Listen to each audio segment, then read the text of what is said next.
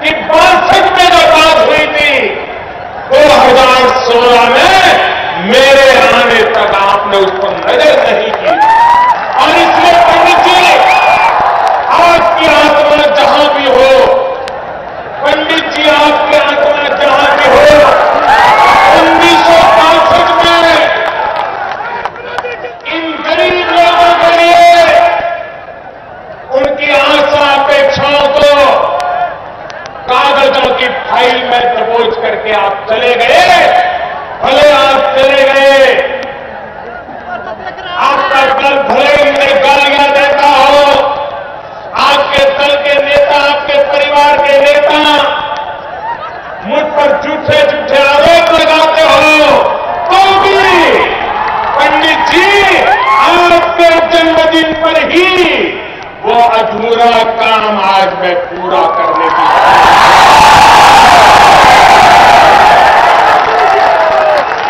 पंडित जी, आपको ऐसी श्रद्धांजलि इससे पहले किसी ने नहीं दी होगी, तो आज उत्तर प्रदेश का एक एमपी आपको दे रहा। भाइयों बहनों, 65 में कहा गया था कि गंगा जी पर पुल बना करके एक रेल की पटरी डाल दी, ताकि इस इलाके को विकास का अवसर पैदा हो। भाइयों बहनों, सरकारें आई गई, नेता आए गए, सभाएं हुई, तालियां बजी, वोट बटे, लेकिन मां गंगा को पार करने के लिए कोई व्यवस्था नहीं। आज मुझे खुशी है और मैं मनोज सिन्हा जी को, सुरेश प्रभु जी को, भारत के रेल विभाग को हृदय से अभिनंदन करता हूं कि आज अभी थोड़ी देर पहले सरकार के कार्यक्रम में मुझे उसका शिलान्यास करने का अवसर मिला है। और आपने टीवी पे देखा होगा, काम शुरू हो गया। अभी आपको पर्दे पर दिखाया होगा, काम शुरू हो गया। और भाइयों बहनों,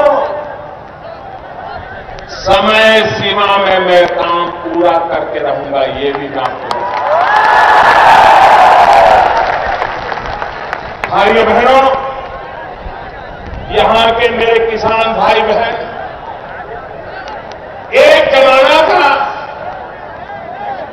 आप कनौज से भी अच्छे इत्र की पैदावार करते थे, सब चला गया। मुझे दोबारा वो रौनक लानी है। मेरे किसानों की जिंदगी में एक नई ताकत पैदा करें। यहां जो सब्जी पैदा होती है, उत्तम प्रकार की सब्जी पैदा होती है, मां गंगा की कृपा से उसमें एक विशिष्ट स्वाद होता है। अगर उसको पहुंचाने का प्रबंध हो जाए, बिगड़ने से बचाने की, संभालने की व्यवस्था हो जाए, तो बंगाल और आसाम तक यहां की सब्जी खाने के लिए लोग लाएंगे।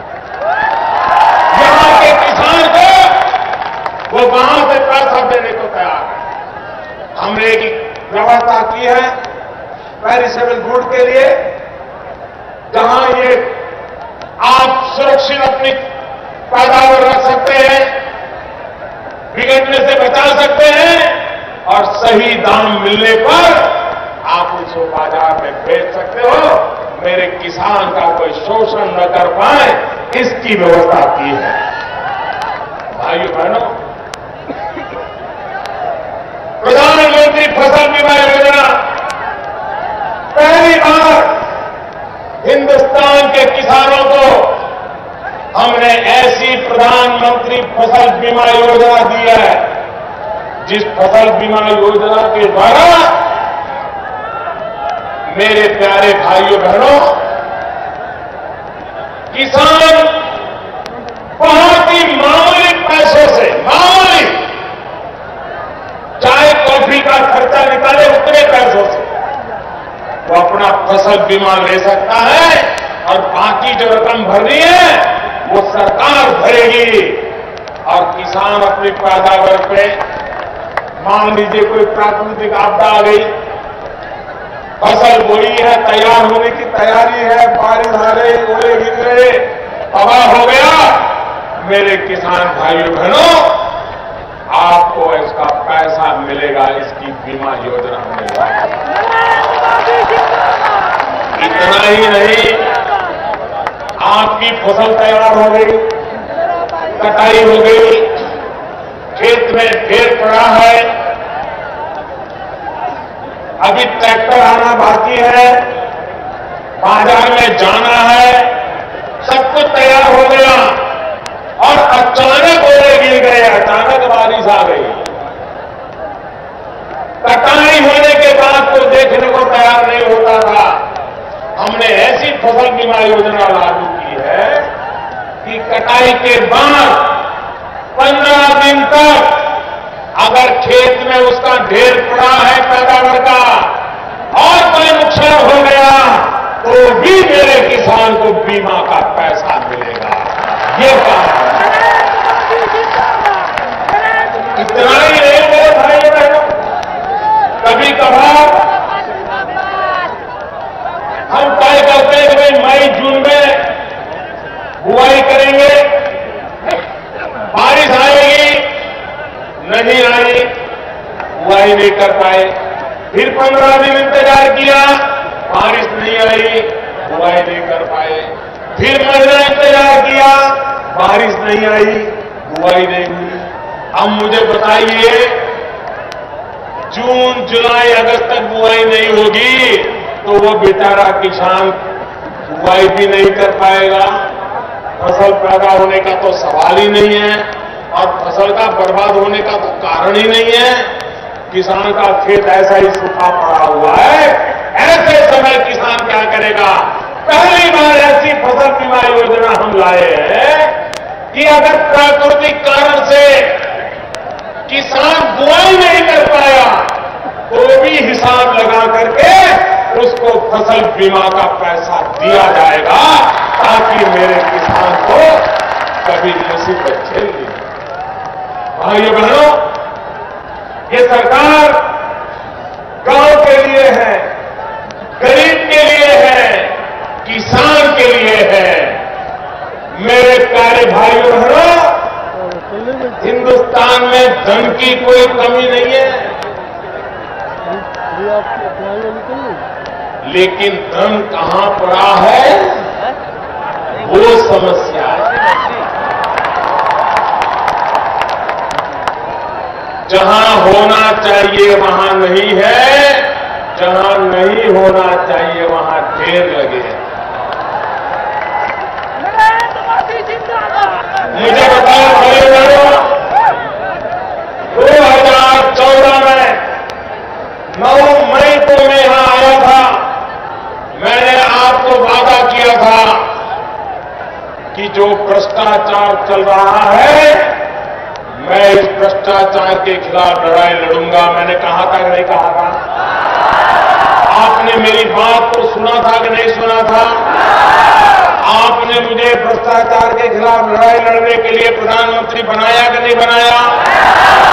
मुझे बताइए, आपने जो मुझे कहा वो मुझे करना चाहिए कि नहीं करना चाहिए? करना चाहिए कि नहीं करना चाहिए? अगर मैं 500 रुपये की नोट बंद करता हूं, मैं 1000 की नोट बंद करता हूं, तो आपने जो काम कहा है वही कर रहा हूं कि नहीं कर रहा हूं? आप मुझे बताइए भाइयों बहनों, सबके सब लोग हाथ ऊपर करके ताली बजा करके बताइए, ये भ्रष्टाचार खत्म होना चाहिए, ये 500,000 लुटने वालों का रुपया कागज बन जाना चाहिए। इसके लिए जो कष्ट होगा आप झेलेंगे, मुसीबत झेलेंगे, तकलीफ सहन करेंगे।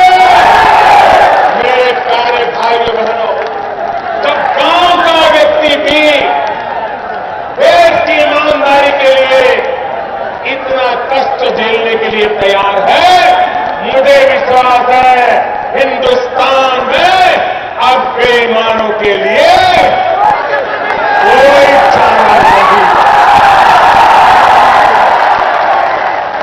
भाइयों बहनों,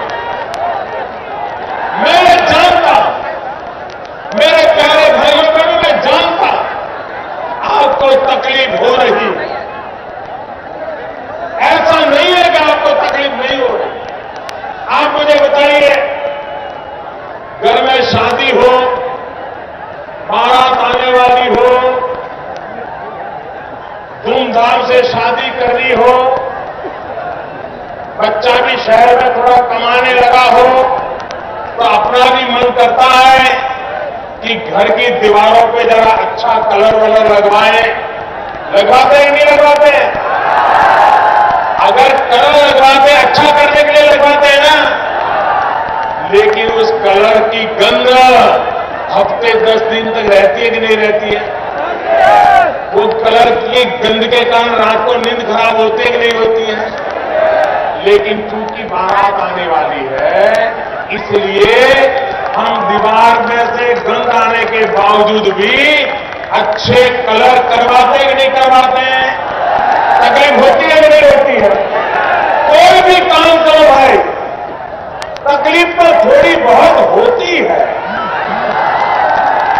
हाँ, इरादा नेक होना चाहिए। मेरे प्यारे गाजीपुर के भाइयों बहनों, ये जो मैं कर रहा हूं, आप मुझे ताली बजा करके जवाब देना। ये जो मैं कर रहा हूं, देश की भलाई के लिए कर रहा हूं, देश की भलाई के लिए कर रहा हूं, गरीबों की भलाई के लिए कर रहा हूं, गांव की भलाई के लिए कर रहा हूं, किसान की भलाई के लिए कर रहा हूं। जो राजनीतिक दल बहुत परेशान है,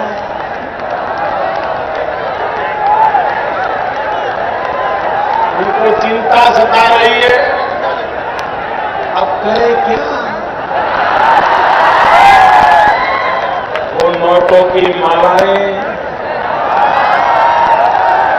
ऐसी ऐसी मालाएं लगती थी, हिंदी भी दिखती नहीं थी।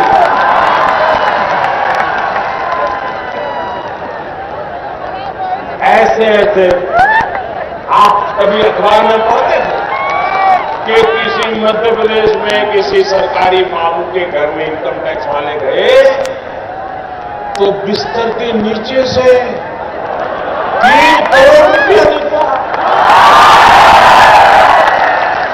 ये किसका पैसा है भाई? ये गरीबों का है कि नहीं है? आप मुझे बताइए भाई, मैं एक एक घर में खोजने के लिए जाऊंगा तो मुझे कितने साल लगेंगे? कितने साल लगेंगे बताइए? और एक घर में देखूंगा तो वह उठा करके तीसरे घर में छुपा देगा, तीसरे में करूंगा तो पहले में छुपा देगा। करेगा कि नहीं करेगा? ये बेईमान लोग रास्ता खोजेंगे कि नहीं खोजेंगे? तो मेरे पास एक ही उपाय था, एक साथ 1000 और 500 दोनों को कागज की चिट्ठी में डाल।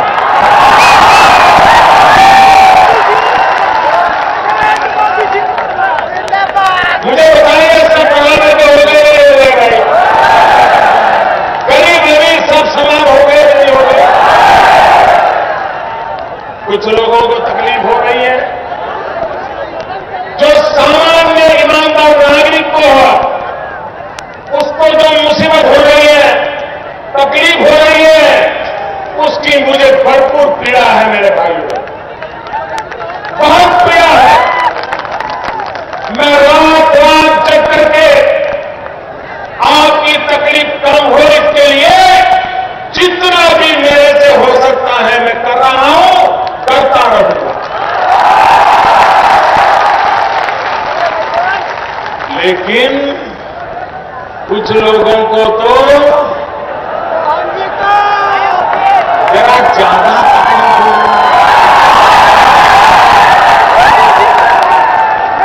ये वो लोग नहीं है, ये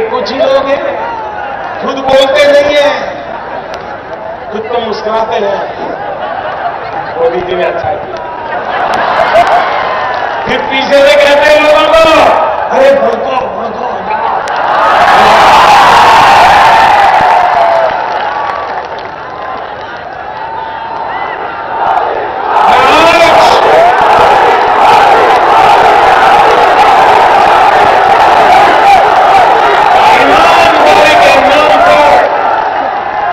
ईमानदारी के नाम पर देश की जनता को गुमराह करने वाले नेताओं से कहना चाहता हूं,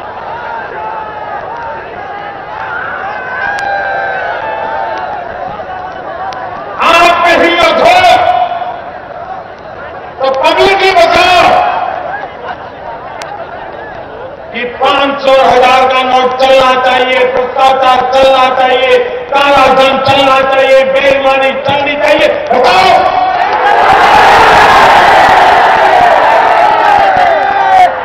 लोगों के नाम पर गुमराह करने की बातें मत करो। और मैं कांग्रेस वालों से जरा विशेष पूछना चाहता हूं, वो कहते हैं जनता को तकलीफ हो रही है। आप तो बयान दे रहे हैं, मैं तो जनता की तकलीफ को अनुभव करता हूं, खुद पीड़ा अनुभव करता हूं, और मैं उसको दूर करने के लिए भगवान ने जितनी मेरी बुद्धि दी है, शक्ति दी है, एड़ी चोटी का जोर लगा रहा हूं गरीब की मदद करने के लिए। लेकिन जनता की चिंता करने वाली कांग्रेस, ये मुझे बताए, आपने तो 19 महीने आपातकाल लगा करके, इमरजेंसी ला करके इस देश को जेल खाना बना दिया। हिंदुस्तान के देश के लिए मरने जीने वाले लाखों लोगों को 19 महीने तक आपने जेल के सलाखों के पीछे बंद कर दिया। आज कांग्रेस वालों ने हिंदुस्तान में, उस जमाने में आपकी पुलिस लोगों के घर जाती थी, तुम्हारा वारंट निकलने वाला है, और वो बेचारा हाथ पैर जोड़ता था और वो कहता था 1 लाख रुपया दो, वारंट नहीं निकलेगा। इस देश के करोड़ों लोगों के जेल में बंद कर देंगे इस नाम से। करोड़ों रुपये ऐंठ लिए थे आपके नेताओं ने, कार्यकर्ताओं ने। आज आपने हिंदुस्तान के अखबारों पर ताले लगा दिए। आपने हिम्मत करने वाले अखबारों को जेल के सलाखे के पीछे एडिटरों को डाल दिया था। आपने पूरे हिंदुस्तान को जेल खाना बना दिया था। अगर कोई बोले भी तो भी उसको जेल के दरवाजे दिखाई दिए थे। और किस काम के लिए? क्या ये सारा काम आपने भ्रष्टाचार को खत्म करने के लिए किया था? क्या आपने गरीबों की भलाई के लिए किया था? देश को याद है, इलाहाबाद की कोर्ट ने श्रीमती इंदिरा गांधी को पार्लियामेंट मेंबर से हटा दिया, कानून हटा दिया, तो सिर्फ और सिर्फ आपके प्रधानमंत्री इंदिरा गांधी की गद्दी बचाने के लिए 19 महीने आपने देश को जेल खाना बना दिया। मुझे पूछो, मेरे भाइयों, मेरा निर्णय जरा कड़क है। और मैं जब छोटा था ना, तो जो गरीब लोग होते थे वो मुझे खास कहते थे कि मोदी जी चाय जरा कड़क बनाना।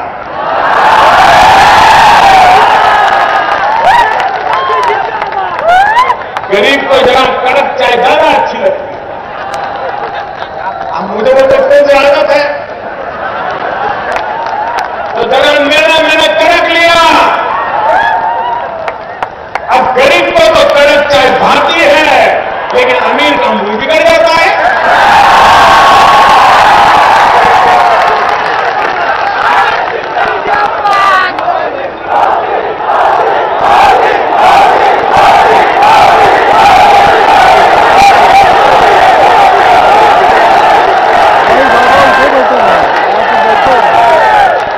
कांग्रेस वाले समझा रहे हैं, भाषण दे रहे हैं, उनके बड़े बड़े वकील भाषण दे रहे हैं, किस कानून से आपने 1000 रुपये बंद कर दिया 500 में? जरा मैं कांग्रेस वालों को पूछना चाहता हूं कि भाई जब आपकी सरकार थी तब आपने भी एक बार चवन्नी बंद कर दी। वो चवन्नी बंद कर दी थी तब कौन सा कानून था, जरा मुझे बताओ। किसको पूछा था? ये ठीक है कि आप चवन्नी से आगे चल नहीं पाते, आपने अपने बराबरी का काम किया, हमारी बराबरी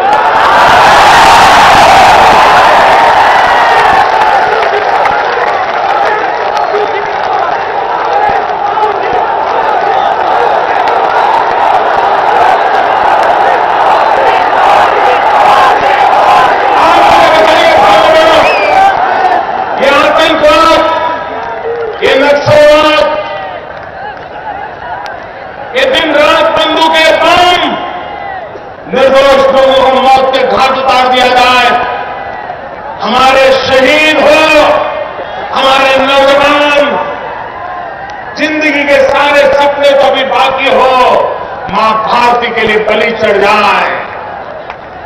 ये आतंकवाद को पैसा कौन देता है? ये नक्सलवाद के पास रुपये कहां जाते हैं? ये उग्रवाद के पास पैसे कहां जाते हैं? आगे बढ़ो, सीमा पार से हमारे दुश्मन वहां पर नकली नोटें छाप छाप करके हमारे देश में घुसे गए। मुझे बताइए, क्या ये दुश्मनों की चाल चलने देनी चाहिए? ये दुश्मनों की चाल खत्म होनी चाहिए कि नहीं होनी चाहिए?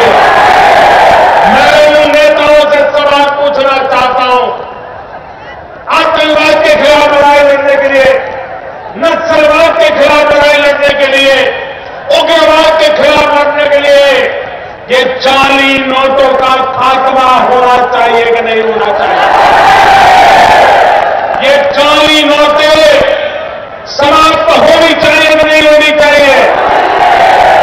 मुझे बताइए, 500 और 1000 की नोट पर अगर मैं हमला न बोलता तो ये जाली नोटें कभी खत्म हो सकती थी क्या? सामान्य मानवी को पता चलेगा कि कौन सी सही कौन सी नकली? इसी से वो कारोबार चलाते थे। और भाइयों बहनों, जब से 500 और 1000 नोटों पर हमला बोल दिया है, ये परेशान है, पेमेंट नहीं कर पा रहे, पेमेंट। भाइयों बहनों, कुछ अफवाहें फैलाई जा रही है, गृहिणी को भड़काया जाता है कि देखो तुमने तो बेटी की शादी के लिए घर में से 2 रुपया, 5 रुपया, 25 रुपया बचा बचा बचा करके बेटी 20 साल की हुई, तुमने पैसा जमा किया, अब ये मोदी सारे पैसे ले गया। मेरी माताएं बहनें,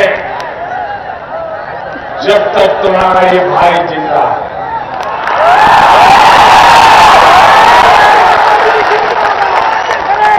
मेरी माताएं, जब तक तुम्हारा ये लाडला जिंदा है, आप विश्वास कीजिए, आपने कड़ी मेहनत करके 5-50 रुपये बचा बचा करके बेटी की शादी के लिए पैसा बचाया है, उस पर एक भी सरकारी अफसर आंख तक नहीं लगा पाएगा। आप हिम्मत के साथ बैंक में अपना जमा करा दीजिए, अपना खाता खुलवा दीजिए। अरे मेरी सरकार पर ब्याज भी देगी, आपकी बच्ची की शादी में वो ब्याज भी आपके काम आएगा। और मेरा इनकम टैक्स डिपार्टमेंट ऐसी माताओं बहनों को पूछेगा तक नहीं कि 2.5 लाख रुपया आया कहां से। लेकिन क्या 2.5 करोड़ वालों को भी छोड़ूंगा क्या? बिस्तर के नीचे से रुपये निकले क्या उनको भी छोड़ दूं क्या?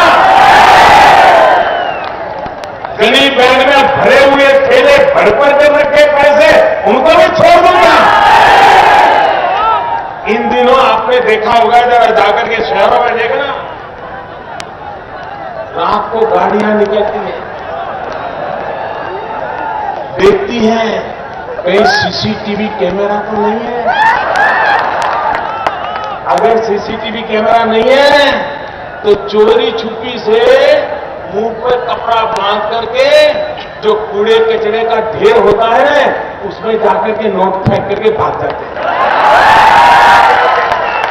क्योंकि मैंने कहा है ये जो नोट फेंकने आ रहे हैं सीसीटीवी कैमरा में वो भी अगर हाथ लग गए तो हिसाब तो देना ही पड़ेगा। क्योंकि आपने गरीबों से लूट के लाया हुआ है, ये गरीबों का पैसा है, तुमने लूटा है। मैं लूटने नहीं दूंगा। ये